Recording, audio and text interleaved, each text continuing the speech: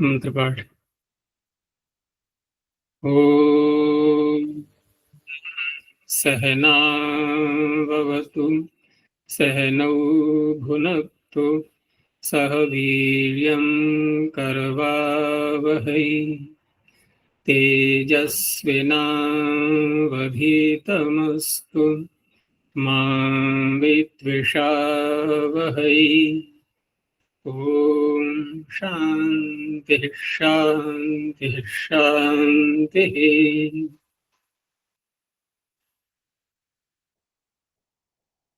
प्रथमावृत्ति की 383वीं कक्षा, छठे अध्याय के दूसरे पाद में चल रहे हैं हम लोग।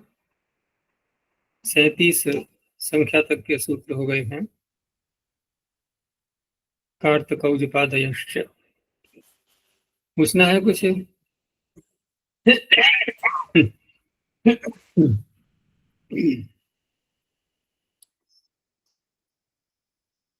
आगे सूत्र है 38वां। महान व्रीहि अपराहण गृष्टि श्वास जाबाल भार भारत हैलेहल रौरव प्रवृद्धेषु। इसमें महान शब्द का स्वर रखने के लिए है ये सूत्र। महान प्रथमिक वचनांतम व्रीहि अपराहण गृष्टि श्वास जाबाल भार भारत हैलेहल रौरव प्रवृद्धेषु सप्तमी बहुवचनांतम। ये सारे जो शब्द आ रहे हैं अलग अलग वस्तुओं के नाम हैं। तो शब्द ये जो आएंगे ये तो आएंगे आगे। महत् शब्द के साथ में समास होगा कर्मधारय समास। महत् शब्द के साथ में समास करने के लिए सूत्र प्रसिद्ध है सन्महत् परमोत्तमोत्कृष्टाः पूज्यमाने ही।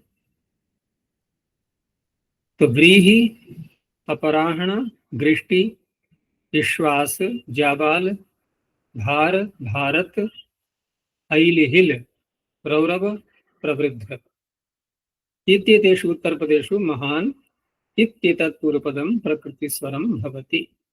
प्रकृति स्वर वाला ये रहेगा। तो महत् शब्द का स्वर जो अणादि में सूत्र आता है जहां ये इसको निपातन से बनाया गया है वर्तमाने ऋषद बृहन महत् जगत क्षत्रिवच्य।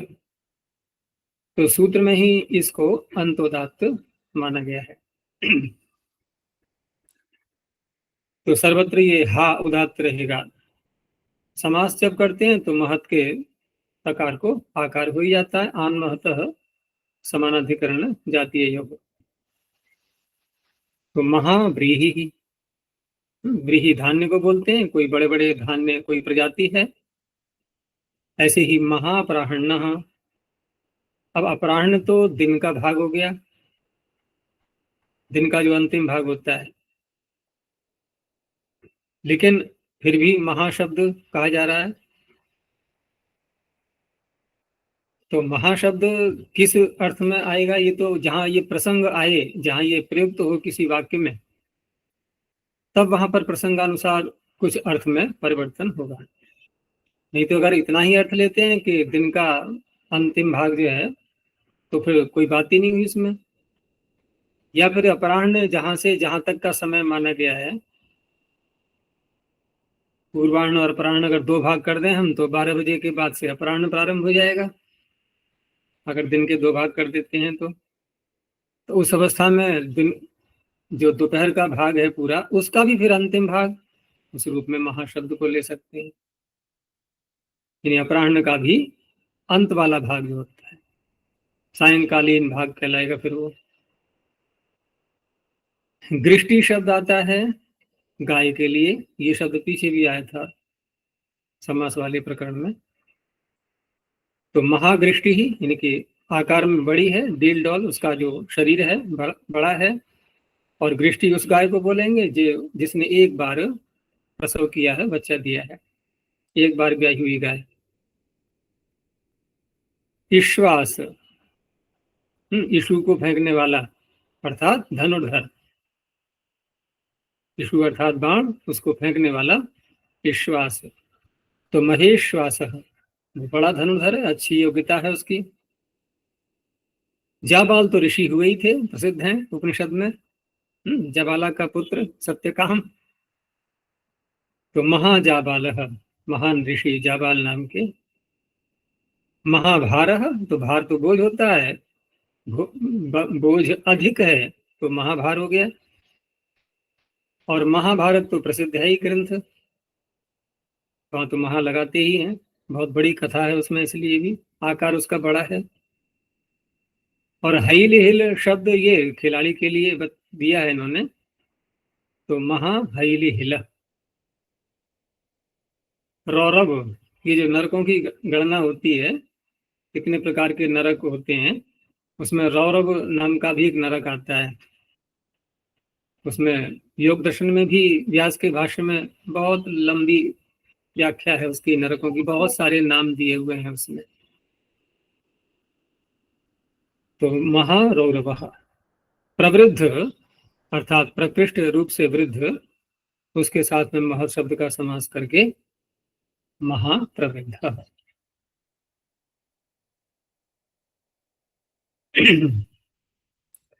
आगे है क्षुल्लकश्च वैश्वदेवी।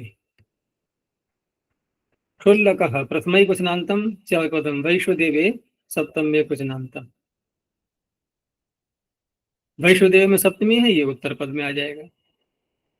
तो वैश्वदेवे उत्तर पदे क्षुल्लकः इत्येतत् पूर्वपदम प्रकृति स्वरम भवति। अब सूत्र में चकार भी दिया है तो ऊपर से महत शब्द को भी ले लेते हैं।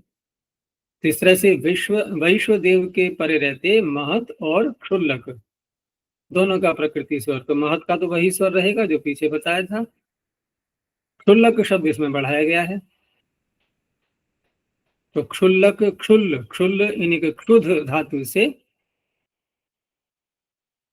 क्षुध कहते हैं भूख लगना, तो क्षुध, क्षुधम लाती थी, यानी क्षुध धातु से पहले कोई प्रत्यय करके क्षुध शब्द को बना लिया, भूख का पर्यायवाची।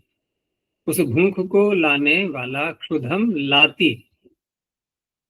ये लाती कोई हिंदी नहीं बोल रहा हूं मैं, लाती लाता लानती हिंदी में चल पड़ा है ना यही शब्द, देखो बिल्कुल ज्यों का त्यों। लाता है, लाता हूँ, लाती है, ये सब वही तो आ रही है ला धातु, ला दाने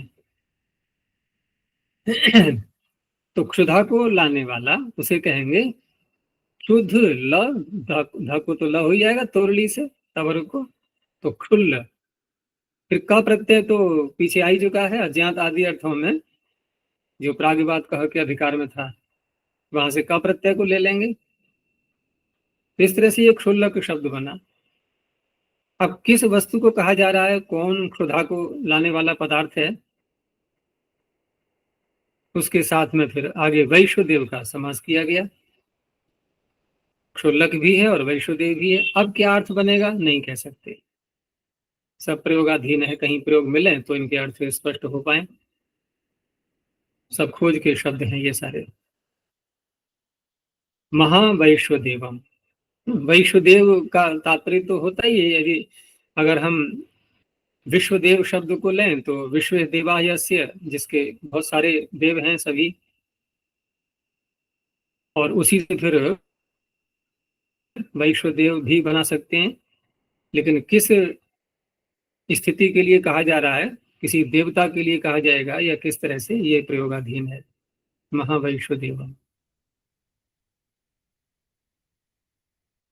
आगे है उष्ट्रः सादिवाम्यो, उष्ट्रः प्रथमैकवचनान्तं सादिवाम्यो सप्तमी द्विवचनान्तं। सूत्र में सादिवामी ये नपुंसक लिंग मान करके सादिवाम्यो बना है। यदि हम सादिवामी पुल्लिंग में समास करेंगे तो बनेगा तो फिर भी वैसे ही, लेकिन यहाँ जो सादिवामी शब्द हैं सद और वम धातु से, सद तो वही है शदलिरी विशरण गत्यवसाधनेषु, और इसमें उणादि कोश का एक सूत्र भी है जिसमें सद धातु तो है लेकिन वम नहीं आई है, लेकिन उस प्रत्यय को लेकर के हम वम धातु से भी वामी बना सकते हैं, प्रत्यय उसी सूत्र से ले लेंगे। तो वसी वपी यजी राजी करके सूत्र आता है, चौथे पाद में, वहां पर ई प्रत्यय किया गया है, वहां पुल्लिंग में इसका प्रयोग बनाया गया है। लेकिन सूत्र में यहाँ पर सादी वामी जो शब्द है ये नपुंसकलिंग लेते हुए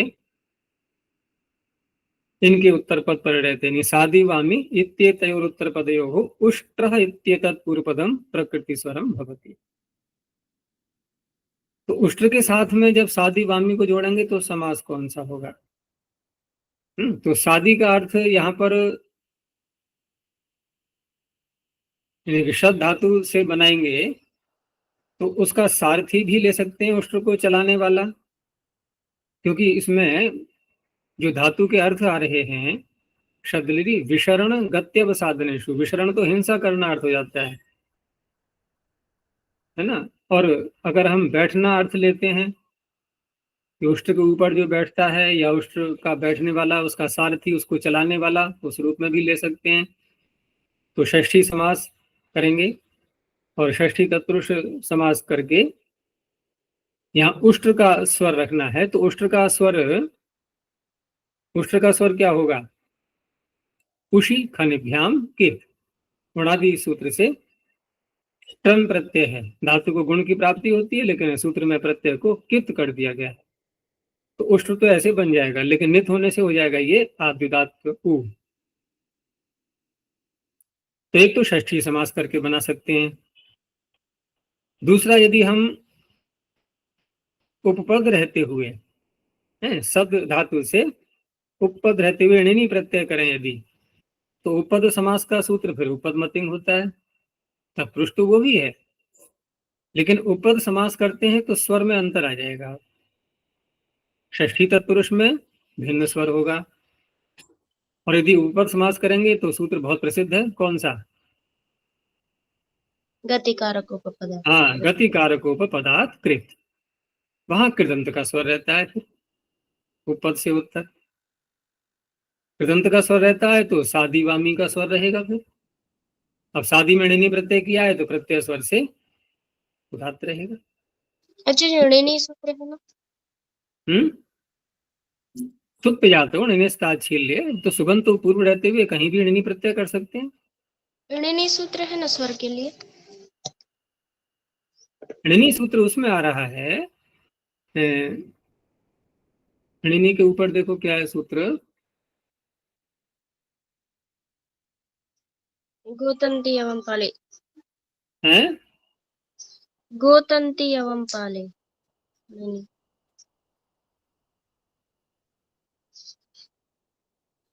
ये तो तू वहां पहुंच गई स्वर प्रकरण में।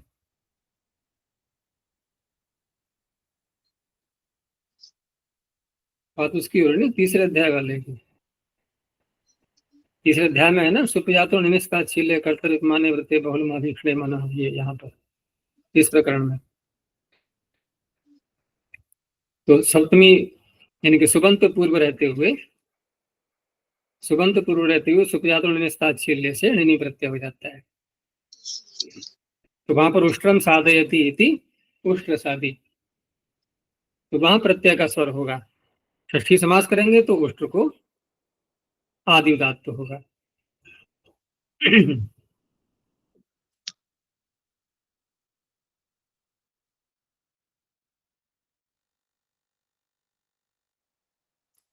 तो इस तरह से पूर्व पद का जो स्वर रखा जा रहा है यहाँ पर, तो ये किसका अपवाद कहलाएगा? समासस्य का, उसी के सारे अपवाद चल रहे हैं। और कृत स्वर की प्राप्ति होती है उस अवस्था में भी, जब ये कह रहा है कि पूर्व पद का स्वर रहता है, तो गतिकार को पदार्थ से प्राप्ति तो है, लेकिन ये क्योंकि उसका अपवाद बन रहा है ना, उसको रोक रहा है, तो दोनों अवस्था में रोकना भिन्न प्रकार से हो गया।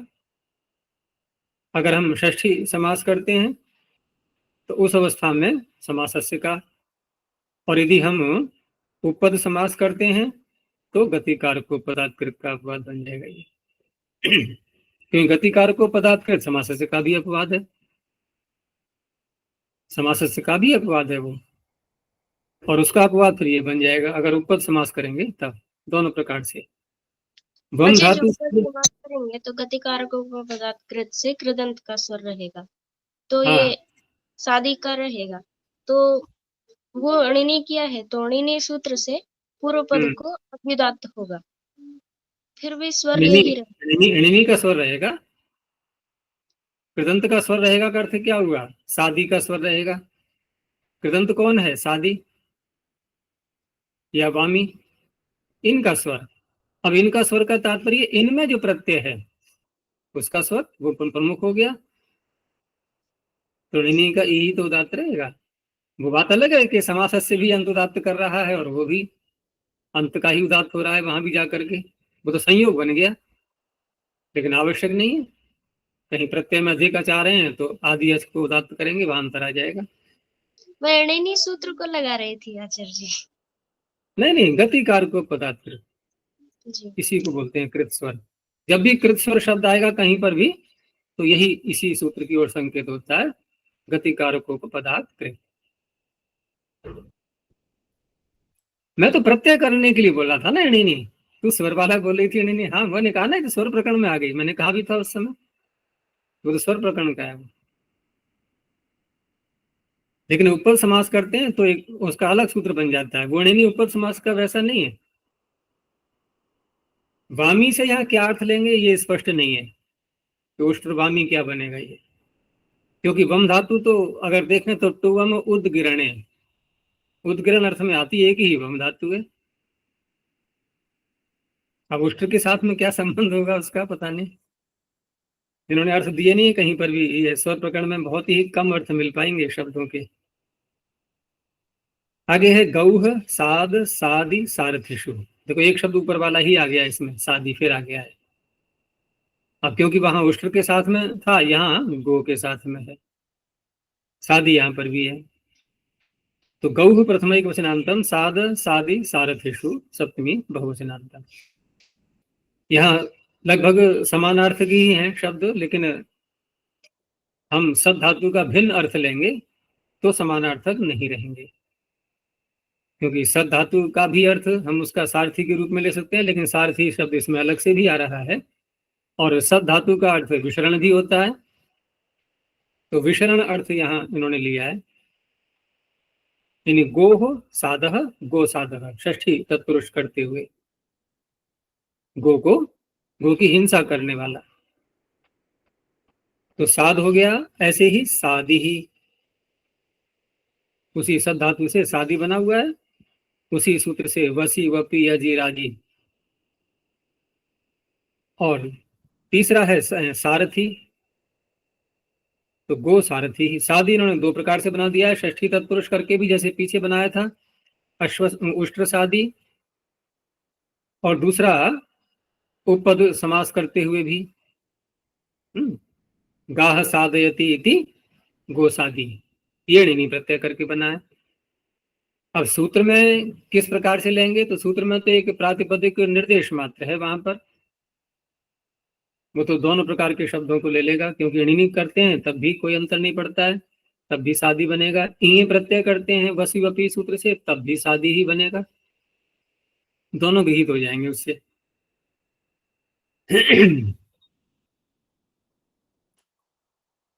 आगे देखो, इसमें अलग अलग शब्द हैं सब। कुरुगारह पतरिक्त, कुरुगारह पत रिक्त गुरु असूत जरती अश्लील दृढ़ रूपा पारे वडवा तैतिल कद्रुहु पण्य कंबलो दासी भाराणाम च। इसमें जो शब्द बनेंगे अलग अलग, कुरु गार्ह पत ये एक शब्द हो गया, रिक्त गुरु ये अलग हो गया, तो इनमें कोई विभक्ति नहीं दिखाई दे रही है, और रेखा जो है सूत्र में एक कर दी है, लेकिन अलग अलग रेखाएं होनी चाहिए। गुरुगार्ह पत एक अलग शब्द हो गया और लुप्त प्रथमांत है, तो रेखा टूटेगी ना इसकी। ऐसे ही रिक्त गुरु में तो षष्ठ वो संधि हो गई है, वो जुड़ जाएंगे।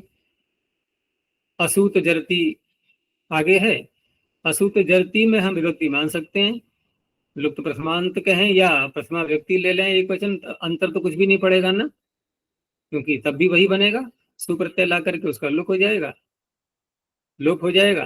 तो असूत जरती। अश्लील दृढ़ रूपा, ये भी प्रथमा के क्वेश्चन में ऐसा ही बनेगा, इनको प्रथमांत मान सकते हैं। ऐसे ही पारे बडवा, ये भी प्रथमांत हो जाएगा। तैतिल कद्रुह में तो विसर्ग ही आ रहे हैं, तो स्वयं ही बता रहा है ये प्रथमांत है। ऐसे ही पण्य कंबलह, ये भी प्रथमा का हो गया। आगे जो शब्द है दासी भाराणाम, तो दासी भाराणाम ये बहुवचन दे दिया है इन्होंने दासी भार शब्द में। ये बहुवचन बता रहा है कि ये गण है। जैसे सप्तमी शौंडई में आता है ना बहुवचन, तो बहुवचन दे करके भी पाणिनि गण की ओर संकेत करते हैं। ये गण वाले शब्द हो गए। अब रही बात कि इसमें अन्य सारे शब्दों में तो प्रथमा है, लुप्त प्रथमांत है या प्रथमा दी हुई है, लेकिन दासी भाराणाम में षष्ठी है। जबकि कार्य सब शब्दों में एक जैसा ही हो रहा है, प्रकृति स्वर करना। तो यहाँ पर जो प्रथमा है सारी, तो षष्ठी व्यक्ति के ही स्थान में प्रथमा माननी होगी, यानी कि सर्वत्र षष्ठी मानते हुए। क्योंकि इन शब्दों का पूर्व पद, देखो अगर ये एक एक पद होते जिनको कि प्रकृति स्वर करना होता, तब तो प्रथमा में ही आते ये, तब तो प्रथमा होनी ही चाहिए थी। लेकिन ये तो समस्त शब्द हैं समास किए हुए। समास किए हुए तो फिर क्या माना जाएगा कि इनका पूर्व पद तो षष्ठी होनी चाहिए, तो षष्ठी के अर्थम प्रथमा है। तो शब्द हो गए कुरुगारह पत, रिक्त गुरु, असूत जरती, अश्लील दृढ़ रूपा, पारे वडवा, तैतिल कद्रु, पण्य कंबल इत्येतेषां पूर्वपदम दासी भारादीनां च पूर्वपदम प्रकृति स्वरम भवति। गण वाले जो हैं उनमें भी ले लेंगे और इन सारे शब्दों में पूर्व पद। तो बड़े विचित्र शब्द हैं ये। अब यहाँ पर कुरु शब्द का गार्ह पद के साथ समास होगा, षष्ठी समास। कुरुणाम गार्हपतम, कुरुओं का गार्हपत। तो कुरुओं का गार्हपद क्या तात्पर्य हो गया? कुरु में तो बहुवचन इसलिए दिया है, कुरु के जो जनपद है उसके निवासी बहुवचन होता ही है वहां पर। तो गार्हपत क्या है? उसमें गृहपति शब्द से बना करके गृहपति नाम, गृहपति नाम उनका कुछ, तो उनका कुछ क्या होगा? तो उनकी कोई संस्था आदि मानते हुए प्रयोग किया गया है। तो कुरुओं की जो गृहपति लोग हैं उनकी एक, उनका समूह या उनकी कोई संस्था। तो कुरु शब्द का यहाँ पर स्वर रखना है। कुरु शब्द उणादि कोश में बनाया हुआ है, पीछे भी शायद आ चुका है। क्रि ग्रो रुच्य, क्रि और ग्री इन दो धातुओं से ऊ प्रत्यय होता है। और साथ में जो री है, इनमें अगर हम कुछ नहीं करें तो गुण की प्राप्ति होगी सीधी। लेकिन सूत्र में क्या कहा? उच्च उकार हो जाता है, तो रपर करके कुर गुर, कुरु गुरु। तो क्या स्वर होना चाहिए? प्रत्यय स्वर। प्रत्यय स्वर से ये अंतोदात्त हो गए। कुरुगार पतम। ऐसे ही अगला शब्द है रिक्त गुरु। यहाँ कर्मधारय समास कर लेंगे, रिक्तो गुरु, रिक्त गुरु। अब गुरु का अर्थ यहाँ पर वो नहीं है आचार्य, गुरु का तात्पर्य यहाँ भारी। तो भारी यानी कि रिक्त गुरु। रिक्त कोई पदार्थ, कोई वस्तु, कोई पात्र ले लें, वो रिक्त है, उसमें कुछ भी नहीं रखा है, लेकिन फिर भी भार अधिक है। तो धातु का बना हुआ है, मोटी चादर का होगा, भार हो जाएगा। तो इसमें रिक्त का स्वर रहेगा। रिक्त का स्वर क्या रहेगा? तो रिक्त का स्वर प्रथम पाद में ही स्वर प्रकरण में एक सूत्र आया था ना रिक्त के लिए, रिक्ते विभाषा। वहां पर विकल्प से उसको आद्युदात्त और दूसरे पक्ष में अंतोदात्त, दोनों प्रकार से बनेगा ये। तो दो उदाहरण बन जाएंगे इसके, एक री उदात्त रहेगा, एक में क्त उदात्त रहेगा। अगला शब्द है असूत जरती। तो यहाँ पर स्त्रीलिंग का है जरती शब्द, तो असूत को भी स्त्रीलिंग में लाएंगे विग्रह करते समय। असूता जरती, असूता च असौ जरती, असूत जरती। अर्थ क्या होगा? जरती कहते हैं वृद्ध स्त्री के लिए, और असूत का तात्पर्य इसने संतान नहीं दी है। तो संतान न होने पर भी थोड़ा शरीर में अधिक शक्ति रहनी चाहिए, लेकिन कहा जा रहा है कि संतान न होने पर भी ये वृद्धा जैसी लग रही है, इस तरह से उसको कहा जाएगा असूत जरती। यहाँ असूत का स्वर रखना है तो असूत में क्या स्वर रहना चाहिए, तो असूत में देखते हैं यहाँ फिर एक समास हो गया। जब भी किसी शब्द का प्रकृति स्वर देखना हो तो ये देख लेना इसमें समास तो नहीं है और कोई, तो असूत में नए का समास हुआ है ना, नए समास। तो असूत शब्द में समास होने के कारण से और तत्पुरुष समास हुआ है नए तत्पुरुष, तो फिर वही सूत्र लगेगा, तत्पुरुष तुल्यार्थ तृतीया सप्तम विपमाना अव्यय, अव्यय आ गया ना उसमें, अव्यय का समास हुआ, नए अव्यय होता है। तो नए का स्वर रखना है उसमें, पूर्व पद का स्वर, तो नए का स्वर क्या होगा, नए निपात भी है तो निपाता आद्युदात्ता है, वो रहेगा उदात्त।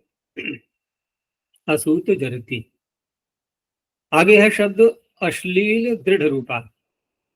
तो यहाँ पर भी दृढ़ रूपा स्त्रीलिंग का है, तो अश्लील में भी स्त्रीलिंग ला करके अश्लीला दृढ़ रूपा, अश्लीला च असौ दृढ़ रूपा।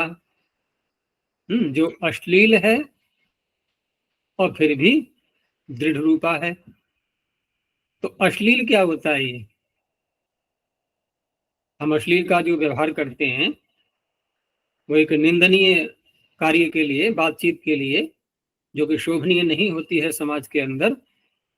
लेकिन यहाँ जो अश्लील शब्द है ना, नए समास करके पहले में बनाना है श्लील।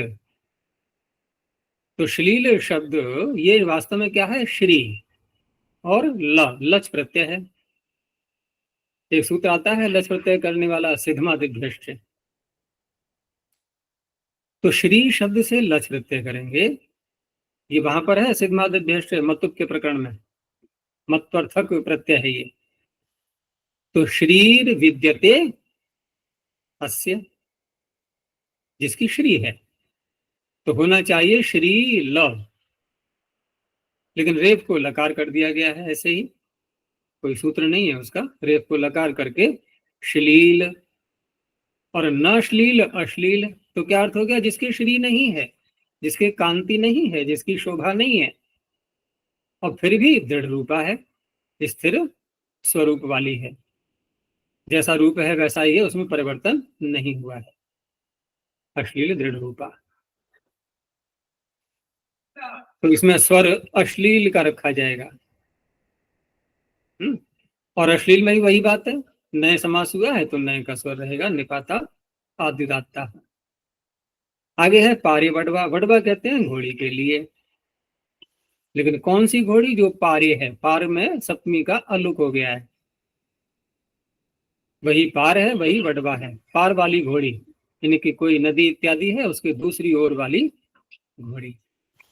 तो पारे का स्वर रखा जाएगा यहाँ पर, और पारे में जो पार शब्द है उसका स्वर, तो ये फिट सूत्र में घृतादि नाम से जो गण दिया हुआ है उसी के अंतर्गत इसको लिया गया है पार शब्द को, और उसे अंतोदात्त रखा गया है ये। आगे है तैतिल कद्रुह। अब तैतिल में जो पहला शब्द है तैतिल, ये क्या है, तितली की संतान। तितली वो नहीं जो उड़ती है किसी मनुष्य का नाम होगा तितलिन, तो तितलिन अपत्यम, वो हो गया तैतिल।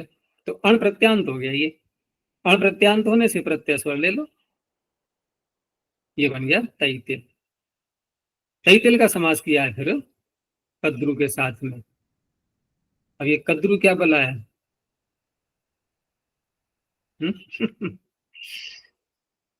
असल में धातु है यहाँ पर कब्री वर्णे, कब्री वर्णे है ना धातु पाठ में, तो कब्री धातु से, यानी कि कब धातु से, अनादि में ही सूत्र आता है कि जत्रवादयश्च, जत्रु आदि, तो गण ले लिया है वहां पर, अब गण में उसको स्वीकार कर लेंगे।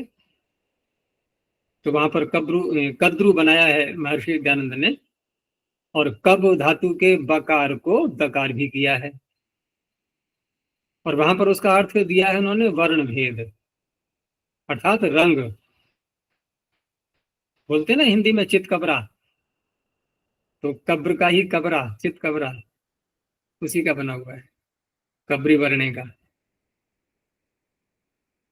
तो तैतिल कद्रु, अब तैतिल नाम का जो व्यक्ति है, तितली की संतान, वो कैसा है कद्रु। अब किस प्रकार के वर्ण को लेंगे, वर्ण भेद तो लिख दिया, लेकिन कैसा वर्ण होगा, वो किस रंग का है, ये नहीं कह सकते।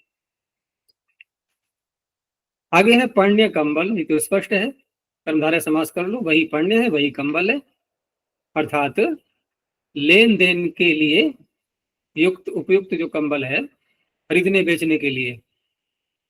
पर्ण के दोनों अर्थ बन जाते हैं, खरीदना भी बेचना भी, क्योंकि व्यवहार अर्थ है वहां, तो पर्ण पर्ण व्यवहार है। स्तौ से व्यवहार में क्या होता है, लेना और देना।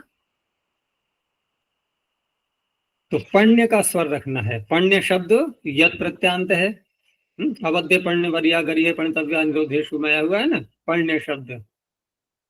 तो तित होने से तित स्वरितम लगना चाहिए, लेकिन यत प्रत्यय के लिए अलग सूत्र बनाया है ना पाणिनि ने, पहले ही पाद में आ चुका था, यतो नावह, प्रसिद्ध है ये भी सूत्र। तो यतो नावह से ये रहेगा आद्युदात्त, तो पौदात्त रहेगा पण्य कंबल। आगे जो गण दिया है उसमें कुछ शब्द इन्होंने दे दिए हैं। दासी भार पहला शब्द है उसका, तो दासी भार यानी कि दासी का भार, षष्ठी तत्पुरुष करेंगे, दास्या भारः दासी भारः। दासी जो भार उठा रही है उसी को कहा जाएगा दासी भार। तो यहाँ दासी का स्वर रखना है। अब दासी शब्द उणादि कोश में बनाया गया है दंस धातु से, दंशेश टनौ न आच। दंसे यानी कि दंस धातु से ट और टन दो प्रत्यय, दोनों का अ ही बचेगा।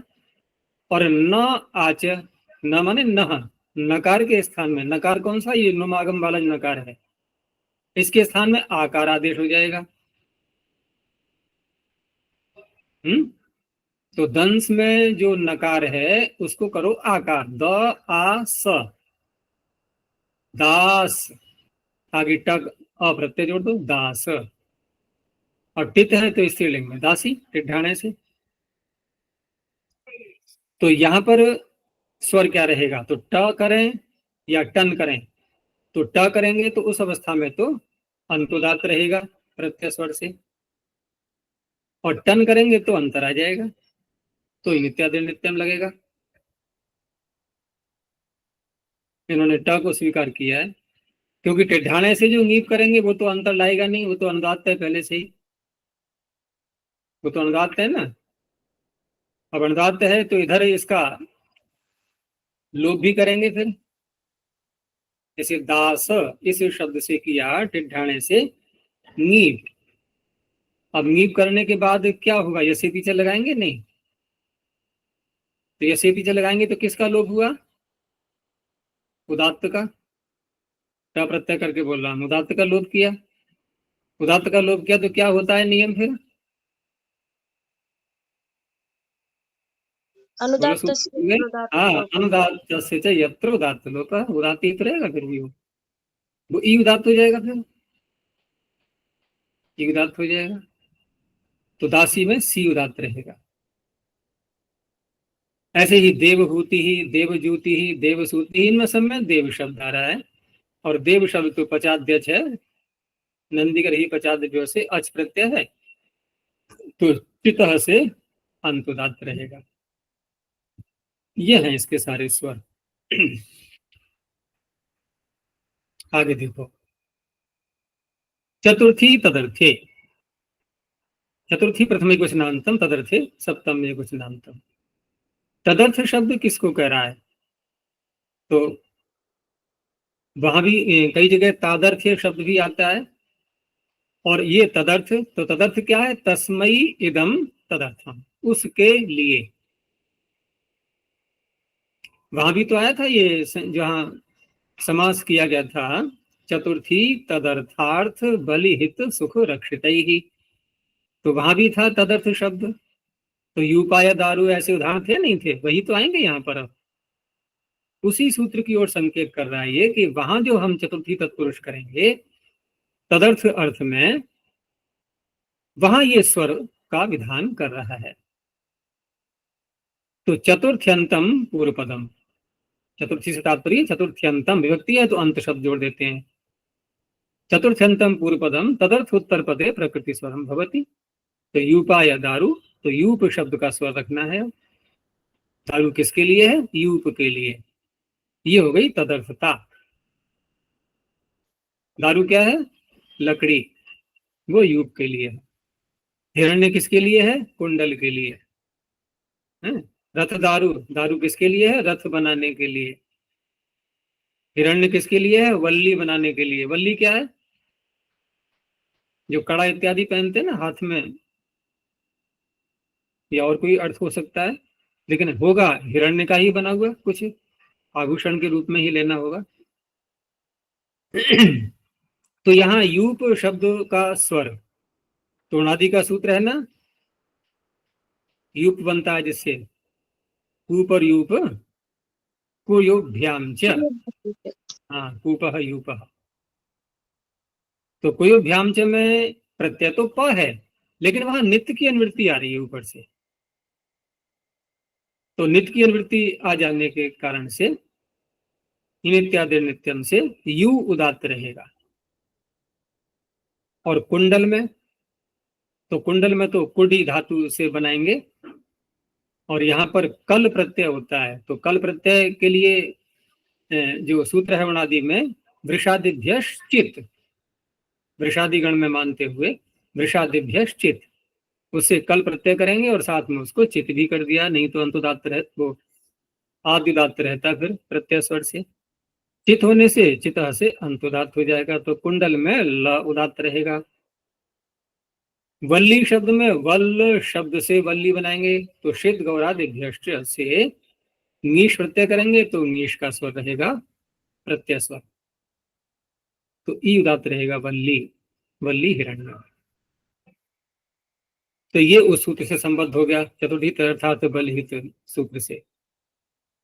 अब उसमें एक शब्द उसी सूत्र को फिर ले लो, चतुर्थी तदर्थ, आगे अर्थ, अर्थ भी तो है उसमें, तदर्थ अर्थ, अर्थ के लिए अगला सूत्र आ गया, देखो अर्थे, है ना, उसी की ओर संकेत कर रहा है।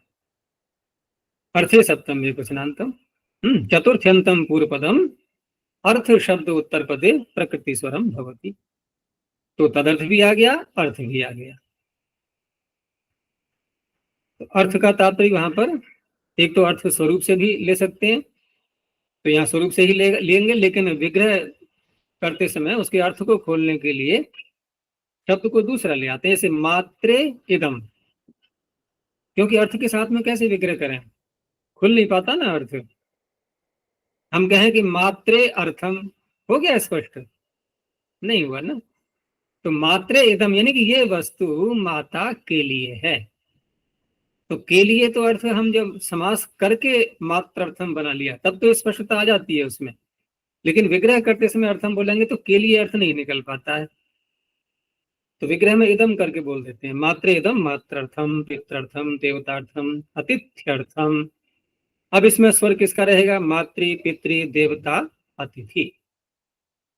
तो मातृ पितृ ये तो दोनों जो शब्द हैं, त्रि प्रत्यय जो दिखाई दे रहा है, तो यहाँ पर मातृ पितृ ये उसमें आया भी है, अभी पिछले इसी पाद में आया था ना, उसमें सदृश प्रतिरूपयो सादृश्य, यहाँ पर सदृश और प्रतिरूप परे रहते पूर्व पद का स्वर किया गया था, तो उदाहरण में मातृ पितृ ये भी साथ में दिए गए थे। तो मातृ पितृ का उणादि कोश में जो बनाया गया है निपातन से बनाया है, नप्त्री नेष्टरी त्वष्टरी। बोलो आगे सूत्र होता क्या है? इस सूत्र को बोलते बोलते पता है क्या होता है? इस सूत्र को बोलते बोलते हम अष्टाध्यायी में प्रवेश कर जाते हैं। कहाँ पर? अंगाधिकार में। हाँ, यहाँ पहुंच जाते हैं झट से, तो बड़ी सावधानी बरतनी पड़ती है। नप्त्री नेष्टरी त्वष्टरी क्षत्री होत्री पोत्री प्रशास्त्री जामात्री मातृ पितृ दुहित्री, ये है सूत्र, तो वहां घुस जाते हैं यहाँ पर आकर के। तो वहां पर ये सब निपातन से बनाए गए हैं, और अंतोदात तो उनको माना गया है सभी को। अब अंतोदात है तो यहाँ पर क्या हुआ? फिर यणादेश हो गया उसको उदात्त के लिए। अर्थम आगे आ रहा है ना, तो री के स्थान में रेफ आ गया, यणादेश।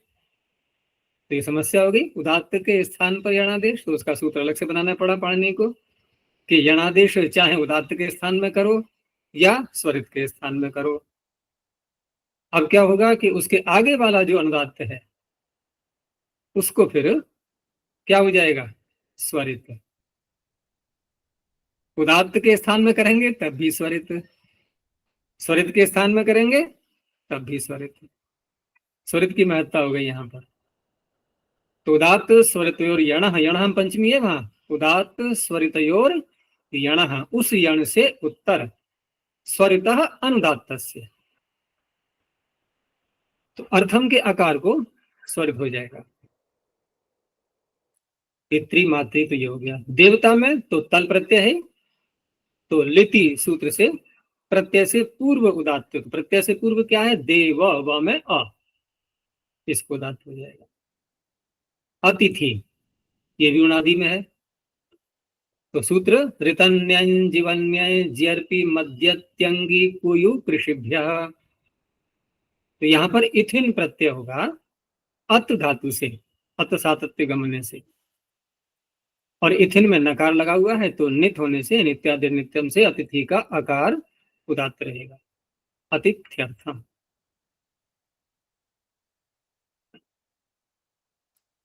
अब ये चतुर्थी का जो प्रकरण चला था, आगे और लेते हैं उसी को। तेज, ये 3 सूत्रों में है चतुर्थी तत्पुरुष। ते सप्तम में कुशनांतम चाव्यपदम, तो पीछे तो हमने चतुर्थी समास किया था, उससे चतुर्थी तदर्थार्थ बलहित सुख रक्षित है, तो वही यहां पर ले लेंगे कि यहां क्ता प्रत्यांत आगे लाना है, तो क्तांते च उत्तर पदे चतुर्थ्यंतम पूर्व पदम प्रकृति स्वरम भवति। पीछे तो अर्थ उत्तर पद में था, यहां क्तांत उत्तर पद में है, तो क्तांत उत्तर पद में गो शब्द के साथ में समास किया, गोभ्यो हितम गोहितम, अश्वहितम मनुष्यहितम अच्छा ये किस गोरक्षितम समास करेंगे? है, समास उसका विग्रह, उसका योग भाग कर लेते हैं ना, चतुर्थी शब्द को अलग कर दो।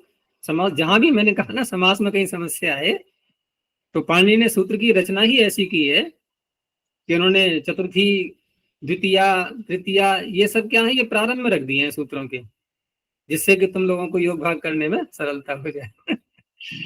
तृतीया तत्कृतार्थ है ना, वहां भी तृतीया प्रारंभ में आ गया, चतुर्थी तदर्थार्थ वो भी आ गया, सप्तमी शौंडई सप्तमी आ गया, पंचमी भय ना पंचमी आ गया, सब आ गए नहीं आ गए, और षष्ठी तो अकेला बेचारा वही है। तो ये सारे सूत्र हैं समास करने वाले।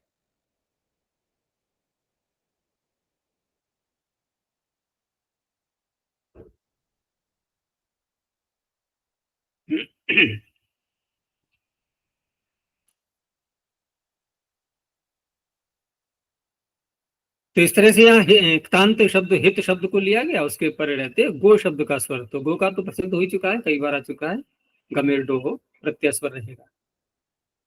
अश्व शब्द भी अशु पुरुषी लटी कणी खटी विशिभ्य क्वन, तो नित होने से नित्यादि नित्यम अवदात रहेगा। मनुष्य भी पीछे बना चुके हैं हम, मनोर जाता वयतौ शुक,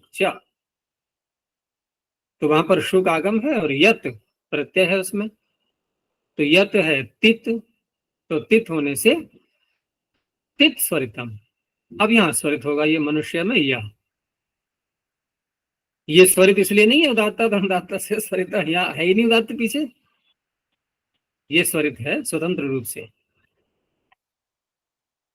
ऐसे ही आगे गो अश्व, और एक शब्द है इसमें तापस, तो तापस में तो तपस शब्द से अण प्रत्यय करके बनाएंगे, वहां प्रत्यय स्वर हो जाएगा, तो स उदात्त रहे।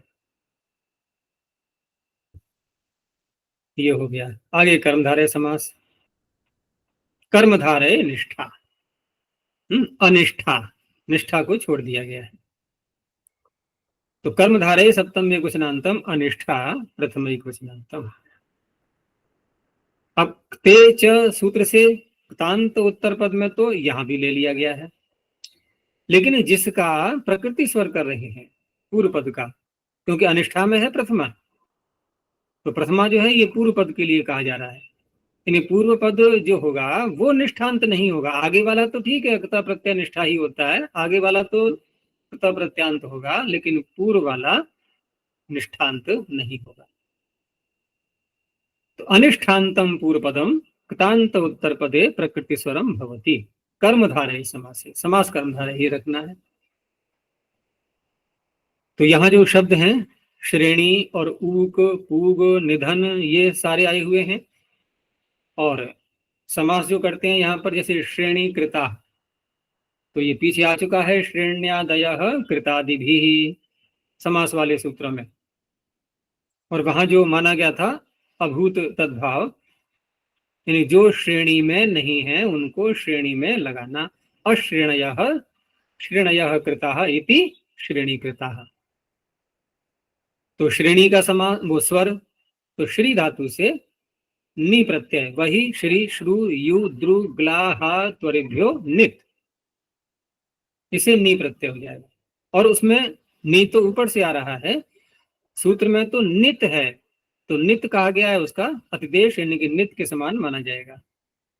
नहीं नहीं, वही श्री, श्रु, यु, द्रु, ग्ला, हा, त्वरिभ्यो, नहीं नहीं, सूत्र में नहीं है, ऊपर से नित के है।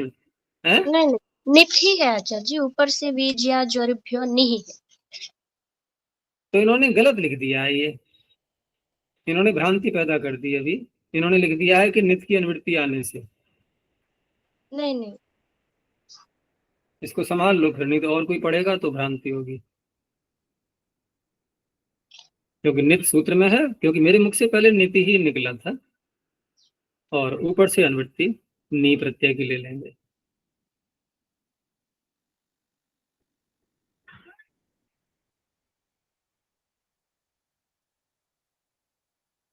नित कहने से ऐसे लिख लो। और आगे जो शब्द है ऊक, तो ऊक जो है ये अव धातु से, और ये पीछे दिखाया भी था इन्होंने इसी पाद में, जो पीछे सूत्र आया था यहाँ पर, सप्तमी सिद्ध शुष्क पक्व बंधेश्व काला। तो यहाँ शुष्क शब्द का उदाहरण देते हुए कहा गया था ना, ऊक शुष्क। तो वहां पर श्री व्री भू शुषि मुषिभ्य कक, यद्यपि उसमें सूत्र में धातु ये अब नहीं है, श्री व्री भू शुषि मुषिभ्य कक, लेकिन प्रत्यय दिखाई दे गया, तो अब धातु से भी उसको कर लिया गया। और अब से कक करेंगे तो कित होने से फिर अब को पूरा ही ऊट हो जाएगा ना, आकार और बकार दोनों को मिला करके, ज्वर त्वर श्री व्यमाम उपधायाश्च, उपधा और बकार दोनों दोनों को होता है ऊट एक साथ, तो ऊक बन जाएगा। तो कक प्रत्यय है तो प्रत्यय स्वर से उदात्त रहेगा। ऐसे ही पूग शब्द, ये भी पीछे आ चुका है। यहाँ पर छा पुए खडिभ्यो गक, यहाँ गक प्रत्यय है, गुण न हो जाए इसलिए ककार लगा दिया है, तो पूग। और निधन शब्द, तो निधन भी पीछे आ चुका था। क्री प्री व्री जी मंदी नि धाइभ्य क्यू, प्रणादि का सूत्र, वहां क्यू प्रत्यय है और यू को अन होकर के, तो प्रत्यय स्वर से अन का अवदात रहेगा। तो पूरे शब्द में ध मध्योदात्त कहलाएगा फिर ये, निधन कृता।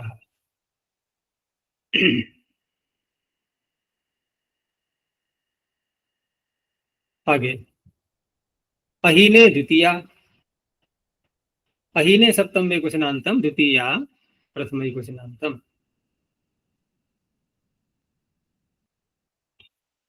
अहीन में नए समास करेंगे, न हीनम अहीनम तस्मिन अहीने। तो अहीन वाचिनी समासे क्तांत उत्तर पदे द्वितीयांतम पूर्व पदम प्रकृति स्वरम भवति। यहाँ द्वितीय ले लिया है तो द्वितीयांत अर्थ लिया जाएगा। तो द्वितीय तत्पुरुष समास करने के लिए वही सूत्र है, द्वितीय श्रितातीत पतित गतात्यस्त प्राप्तापन नहीं है। और शब्द भी वही है, यहाँ पर देखो श्रित पतित गत ये सब वही है। तो यहाँ पर अहीन वाची का तात्पर्य क्या होगा? क्योंकि सूत्र में कहा गया है ना अहीन। तो अभी जो अर्थ हम कर रहे थे, क्तांत उत्तर पद में आना चाहिए।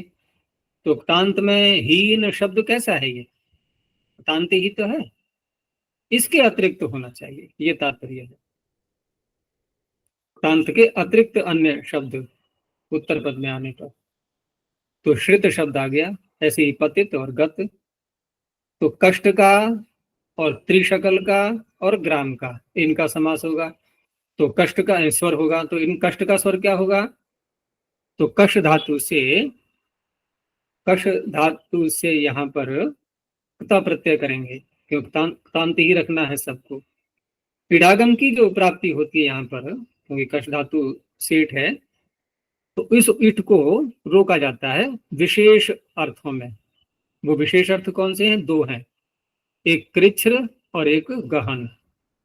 तो कृच्छ्र गहन यो कषः, इन दो अर्थों में हम जब कष्ट शब्द को बनाएंगे तो इडागम नहीं होता।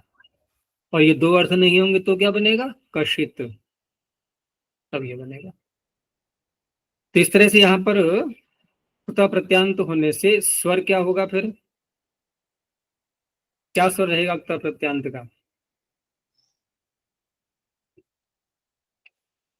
कुता प्रत्यय है ना, तो प्रत्यय स्वर ही रहेगा।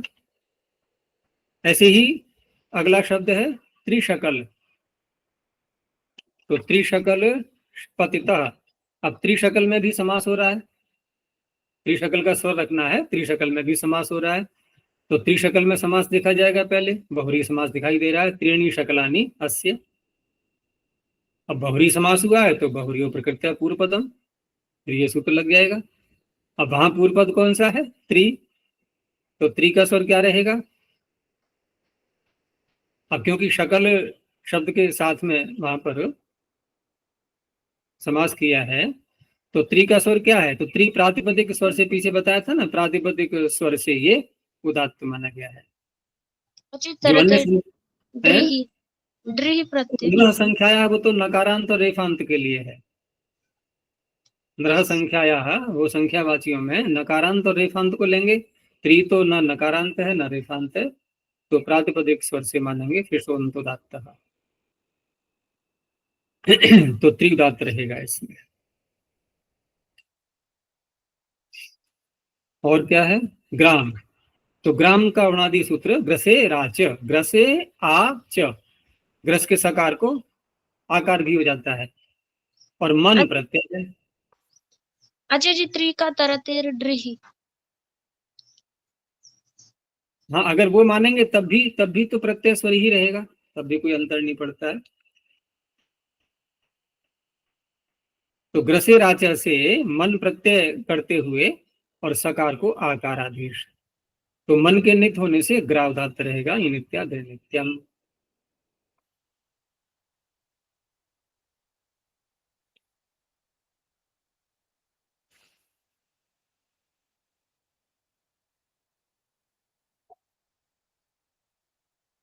यहाँ जो अंत में इन्होंने दिया एक वाक्य कि यहाँ सर्वत्र उत्तर पदार्थ का पूर्व पदार्थ से पृथकत्व न होने से अहीन अर्थ है। तो अहीन अर्थ, जैसे मैंने अर्थ किया था कि हीन शब्द उत्तर पद में न हो, इसको भी ले सकते हैं। और एक व्याख्या फिर इस रूप में भी करते हैं कि जहाँ सूत्रों में सप्तम्यंत पद आते हैं तो वो तत्पुरुष समास के अर्थ को खोलने के लिए भी होते हैं। पीछे अनेकों सूत्रों में ये शैली अपनाई गई है। तो अगर उस तरह से अर्थ करेंगे तो क्या अर्थ बनेगा कि अहीन वाची तत्पुरुष समास में, अर्थात ऐसा समास तत्पुरुष तांत तो आएगा उत्तर पद में, लेकिन उस पूरे शब्द का अर्थ समास करने के बाद उसमें हीनता अर्थ न आए। हीन का अर्थ है छोड़ा हुआ, त्यागा हुआ, है ना, वो अर्थ न हो उसका पूरे शब्द का।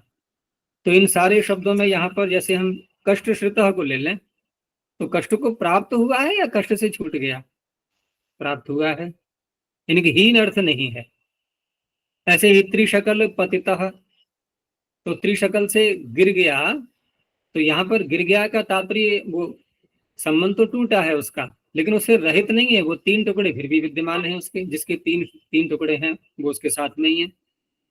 और ग्राम में तो बिल्कुल प्राप्ति हो ही चुकी है, ग्राम गता में। तो अगर इसका हम प्रत्युदाहरण देखें तो कैसा बनना चाहिए फिर, जहां हीन अर्थ आ जाए, यानी कि छोड़ा हुआ, जैसे कांतारातीत, कांतार से जो अलग हो गया, कांतार से जो छूट गया, पत्नी से विहीन, तो कांतारातीत। कोई कोई प्रोग्राम बनाया, योजना बनाई, और उस योजना को पूरा नहीं किया तो क्या हो गया, योजनातीत। ये सब क्या है, हीन अर्थ हो गए, अब दूरी हो गई वहां से, वो अच्छा, ये विषय ही नहीं है। कांतार मतलब, कांतार का अर्थ है पत्नी है? हाँ, कांतार बोलते हैं, कांतारा।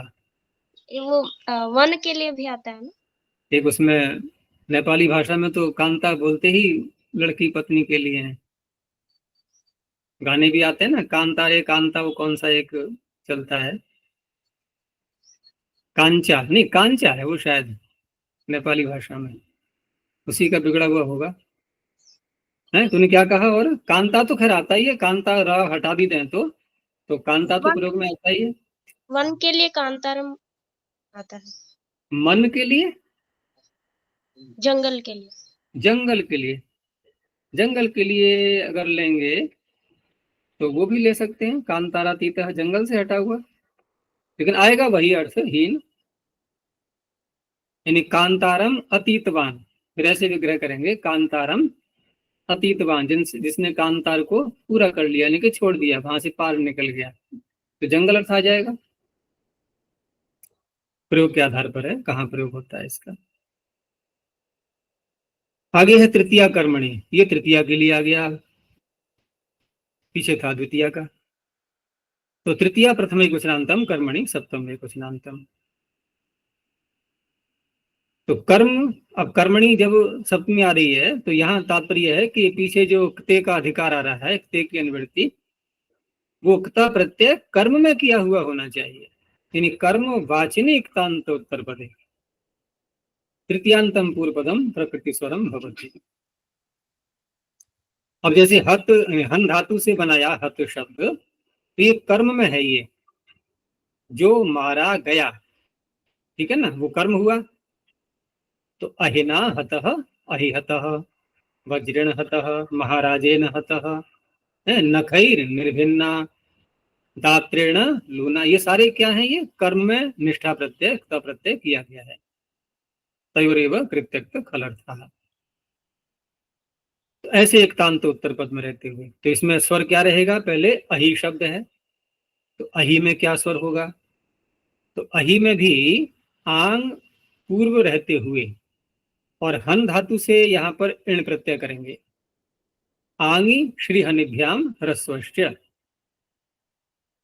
तो आंगी श्री हनिभ्याम ह्रस्वश्च, अश्री अहि ही दो शब्द बनते हैं इससे। तो यहाँ पर अहि में आंग के आकार को ह्रस्व भी करना है, सूत्र कह रहा है ना, ह्रस्वश्च, और हन धातु है,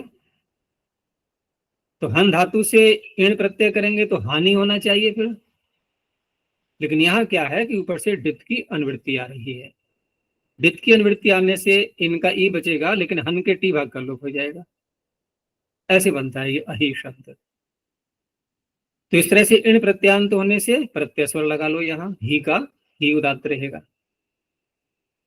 और वज्र शब्द निपातन से बनाया है, ऋज्रेन्द्राग्र वज्र विप्र कुब्र चुब्र क्षुर, यह ना सूत्र बड़ा सा, तो रक प्रत्यांत शब्द उसमें निपातित किए गए हैं, तो रक प्रत्यय होने से प्रत्यय स्वर से अंत उदात्त रहेगा।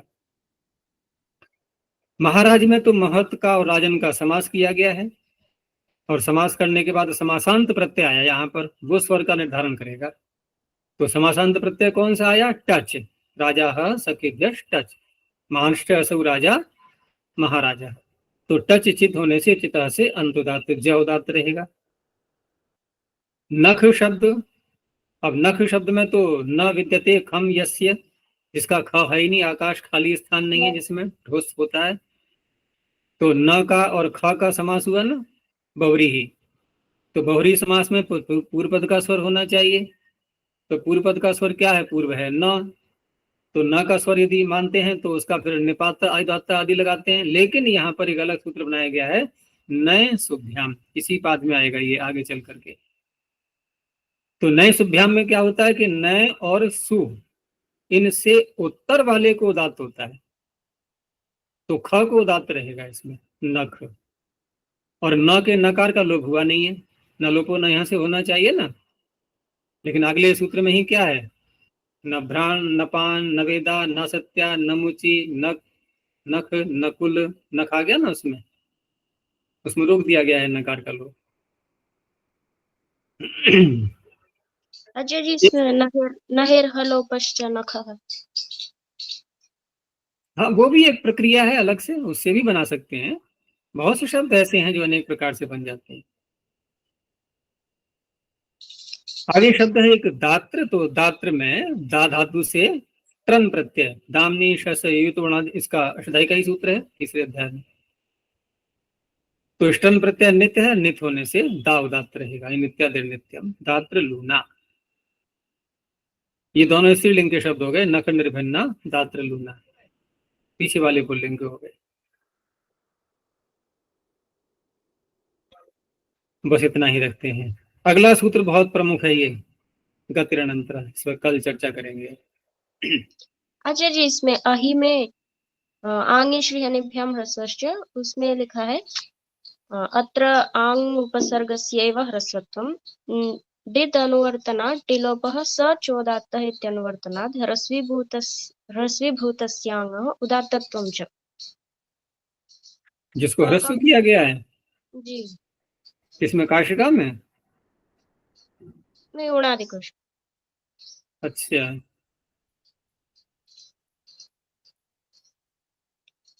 तो आ को ह्रस्व उदात्त मानेंगे तो फिर अलग प्रकार से बनेगा।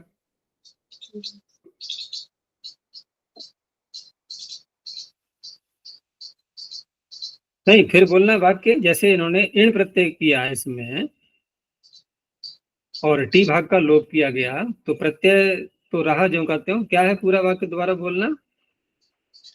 अत्र रुक जा, मैं देखता अत्र हूँ कौन से पृष्ठ पर है ये। नहीं, सूत्र संख्या क्या है, 4 138।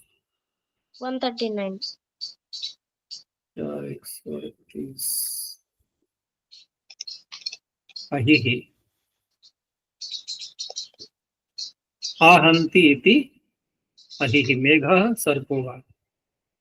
तो अत्र आंग उपसर्गस्यैव ह्रस्वत्वम्, दित् अनुवर्तनात् टीलोपः स च उदात्तः, टी का लोप हुआ और स च उदात्तः। ये जो सूत्र है ना पीछे, समाने ख्यः स च उदात्तः, तो स च उदात्तः में बात ये थी कि इसके ऊपर का सूत्र फिर और देखो, फिर नौ व्यो य लोपः पूर्व से च दीर्घ, ठीक है ना, पूर्व से च दीर्घ। तो यहाँ तो चलो दीर्घ वाली बात थी, और अब उसी प्रत्यय को आगे लेते हुए समाने ख्यः स च उदात्तः,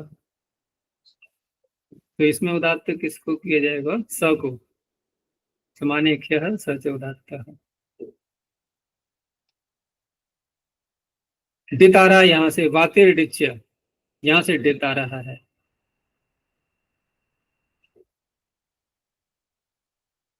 तो ये कोष्ठक में है ये पाठ असल में। फिर नीचे इन्होंने दिया भी है कि काशिका वृत्ति कारेण अहि शब्दो अंतोदात्तो व्युत्पादितः, उसी के आधार पर प्रथम वृत्ति में ले लिया गया है ये काशिका में अहि शब्द को अंतोदात्त माना है, और साथ में ये भी कह दिया है केचिद आद्युदात्तम इच्छन्ति, और आयुदात्त मानेंगे तो ये कोष्ठक वाला जो पाठ है इसमें पुस्तक में, ये इसको ले सकते हैं कि उदात्त किया जा रहा है जिस आ को ह्रस्व किया गया है उसके लिए।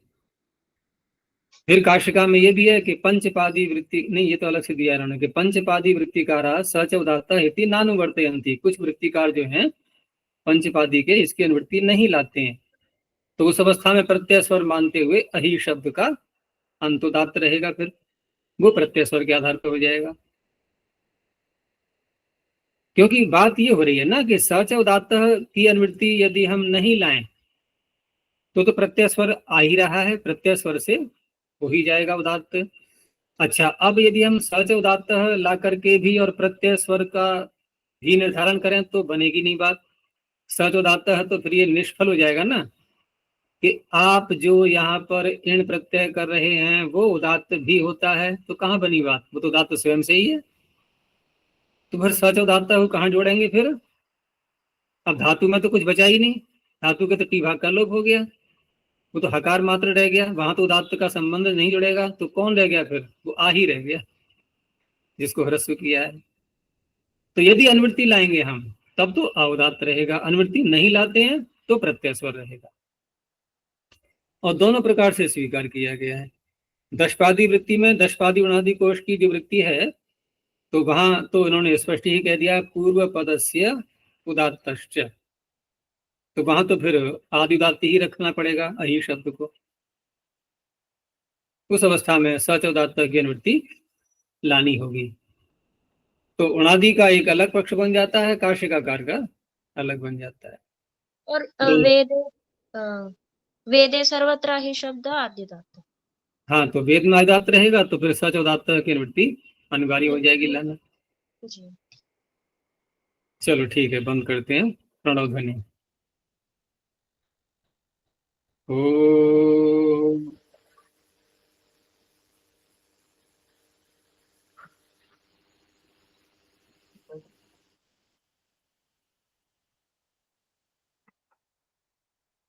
ओ।